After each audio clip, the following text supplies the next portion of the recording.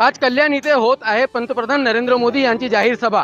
सभेत शिवसेना उद्धव बाळासाहेब ठाकरेचे ज्येष्ठ शिवसैनिक विश्वजित खताते, बाळ हरदास, अप्पा चौहान, राजेंद्र चांदोरकर सह अधिक शिवसैनिक करणार होते निर्देशन। बाजारपेठ पोलिसांनी घेतल्या ताब्यात।